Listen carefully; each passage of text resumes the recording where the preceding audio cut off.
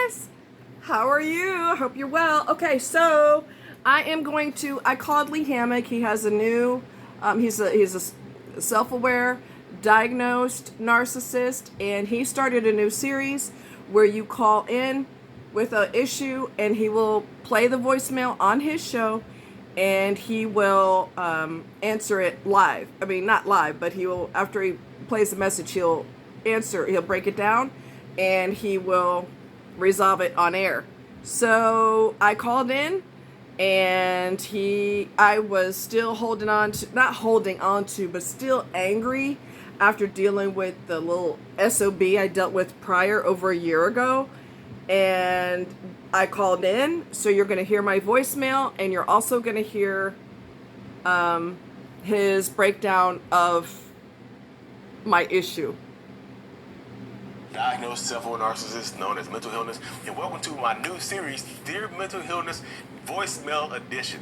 I set up a virtual voicemail where people send me in their stories or ask me to break down longing questions that they have about narcissistic, toxic people and things like that. Today's episode, we're going to be talking about how to let go of the anger and resentment that you might have when you get out of a toxic, narcissistic relationship. Stay tuned for the voicemail and listen for my breakdown. Thank you.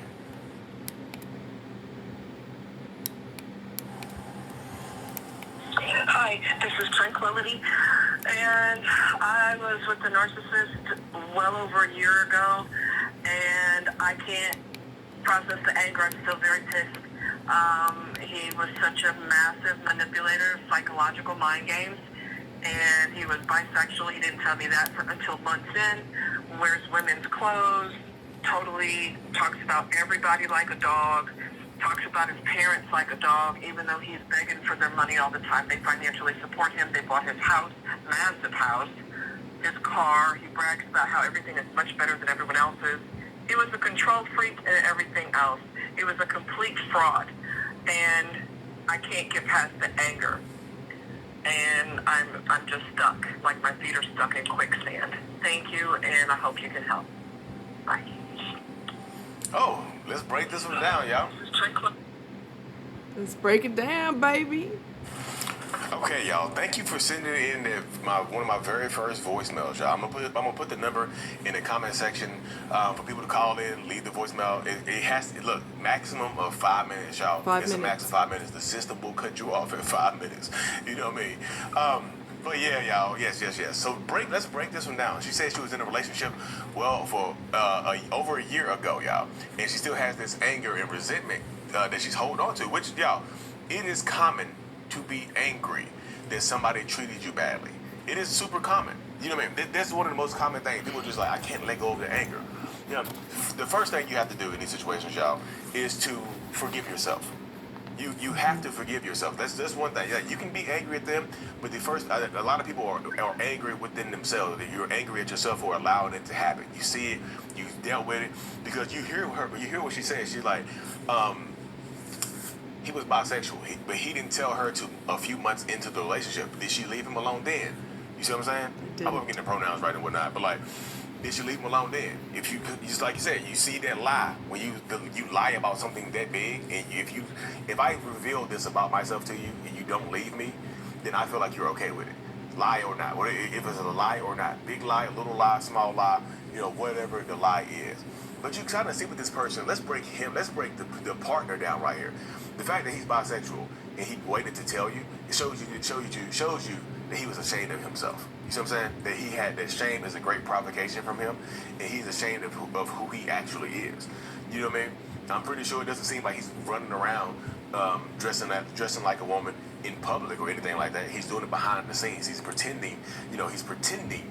So right now, he can be jealous of you because you don't have to pretend who you are.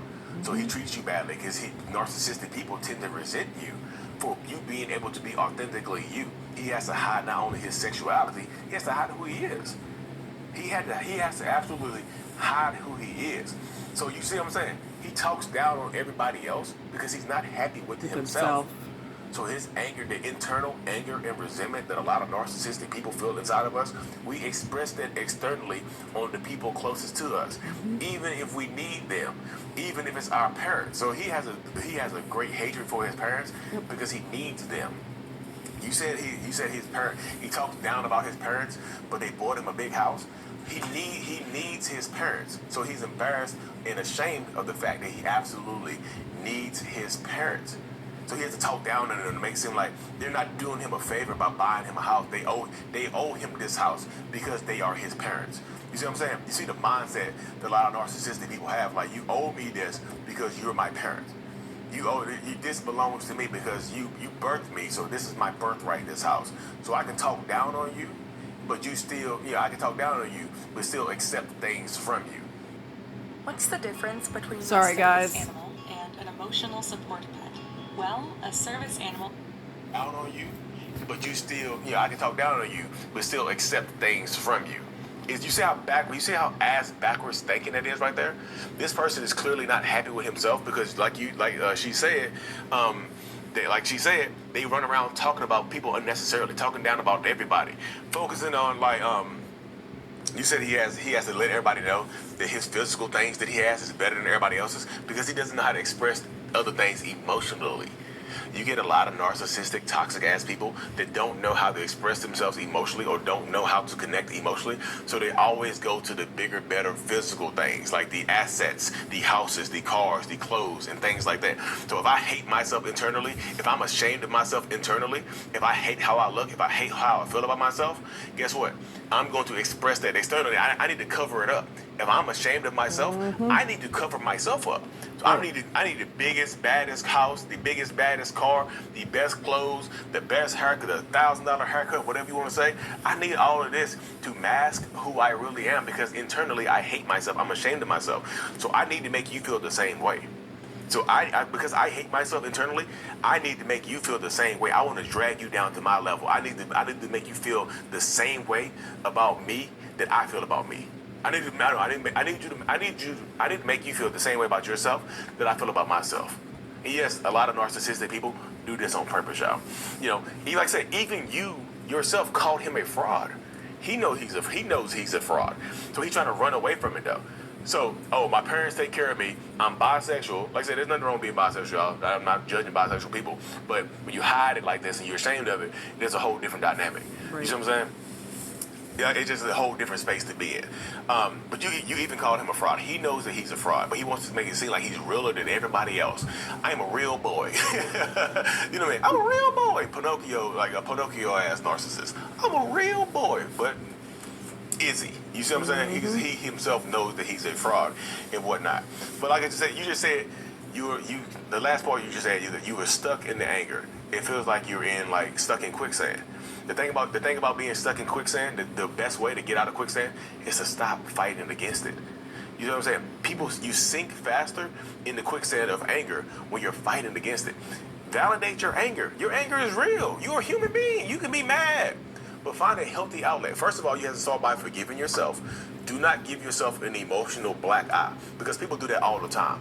You beat yourself up because of things that happened in this relationship because now hindsight is always 20/20. Especially a lot of times when you get out of toxic relationships, you understand what you went through. You're like, damn, why did this happen to me? So you start beating yourself up. You start giving yourself an emotional black eye. Give yourself some space and some grace. The space to get away, the space to heal, and the grace to forgive yourself for what you did not know. You know now. This won't happen again. If somebody else pops up into your life like him, they fake it out, and then they start lying to you from the beginning, you don't forgive them. So this relationship has made you a stronger you, has made you a better you. Now you have the armor to keep going forward and protect yourself next time. You see what I'm saying? So this doesn't happen again. Don't fight against the quicksand. Validate your anger. You're okay, but find a healthy outlet for this anger, because being mad at him gives him the power. Internalize it. Like, okay, validate the anger. I'm mad at him because he's a horrible person. He treated me badly. But what good does that do for me? Validate yourself. Okay, I'm a human being. I can be mad. I can be upset. But I can't sit in it. I can't dwell in it. It's real. The anger is real. What happened to me is real. But sitting in it and dwelling in it gives him the power. You see what I'm saying? You have to empower yourself to let it go. Find a way to let it go. It's kind of like, the doves at a wedding. Let the doves fly. Let the doves fly. Get a punching bag. Find a way to take out the anger in a healthy, strong, a healthy way that empowers you. That doesn't strip you of your humanity. You see what I'm saying? But your anger is real. Your anger is valid. It's cool to be angry. Just don't let it pull you down into the quicksand. Don't fight against it to the point where you're pulling yourself into the quicksand. You see what I'm saying? But anyways, y'all. Don't put yourself into the quicksand is what he was saying. And he's absolutely right. He's absolutely right. I've been holding on to this anger for a long time. You want to hurt the person, honestly, because they know they were lying. They know that they are not a good person. They know that. But yet they keep getting involved with people because they're desperate. Let me explain to you. They are psychologically desperate. They are human leeches. Let me say that again. They are human leeches.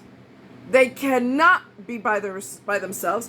They cannot be single. They cannot. They are parasites. They are parasites. So, it was another lie. When I was with the little bastard, he said, I've been single for 3 years. He can't stay single for 3 minutes. He's a parasite. He's a human leech. That is what narcissists do. They leech on to other people and they suck the goodness out of them. And then they pick them up and drop them on the floor. And at the same time, they're looking for other people or they are involved with other people behind the scenes. Okay? They are parasites. They are leeches. So that was another lie, and not telling somebody that you're bisexual and you wait for months before you tell them. You knew your dumb ass you knew you were gay from the beginning, or not really gay. Well, he is more feminine, honestly. He's in love with his hair more than any woman I've ever seen, honestly. But that's a lie of omission. You deliberately didn't tell this person because you're trying to run some game. Okay? So when you're involved with somebody, when we are involved with somebody and they are running game, lies by omission are still lies. Okay? It's time for dismissal. It's time for you to jet. You got to go. Go lie to somebody else. Another narc I knew back when, he said he had a roommate. So we were going to eat, right? And I remember saying, well, tell me more about your roommate. He don't have a roommate. He lives with his mother in the basement. And when women from the dating site found out that he lives with his mommy, they would dump him, which I should have. But he also decided to add another lie. Oh, she lives with me. No, it's actually my mother. No, he lives with her and he's sponging off of her bills and her house and he's waiting for her to die. A lot of times they're waiting for that person to die because they want their house, their car, their what's in the bank. I want everything that you have. Why are you still talking to me? Why aren't you dead yet? This is how they think. I want you dead. He's going to live with her until she dies. And she is going to give him that house when she dies. I assure you, because she treats him like a husband. Her husband died, and she treats him like a husband. He comes home from work, his meal is ready, baby. Okay? It's ready. She bought him furniture for this house he's going to buy. He ain't buying no damn house. The little sumbitch was lying. I hate liars, can you tell? But I should have dumped him then when I found out that his roommate is actually, he is his mother's roommate. And he's waiting on his mom to die. I'm telling you right here and right now. He's waiting on her to die so he can get advantage of her labor and her blood, sweat, and tears. When we discover the lies in the beginning, you're out of here, you're dismissed, we're done, that's all. Society has got to stop acting like women have to be delicate flowers and be nice and kind and forgiving. Forgiveness of what? That's a character flaw. Somebody lying is a character flaw. That doesn't resolve itself. That's who they are. They're liars. They're liars. So anyway, y'all take care. I wanted you to hear that. Hopefully it'll help some of you who are stuck in anger too. Nobody does it by choice. You know what? I think I'm just going to stay mad. And I've been taking care of me. I've been looking out for me. I don't tolerate bullshit from anybody no more. I don't want to be bothered with nobody no more. If God put somebody in my life, so be it. But I'm not seeking for it, because I have no patience for the dumb shit. I'm not getting any younger. I'm done. Okay? So anyway, I thought that would be really good, and I hope you got something out of it. And I will try to remember to put the number to contact him under this video. You guys take care. Much love. Bye.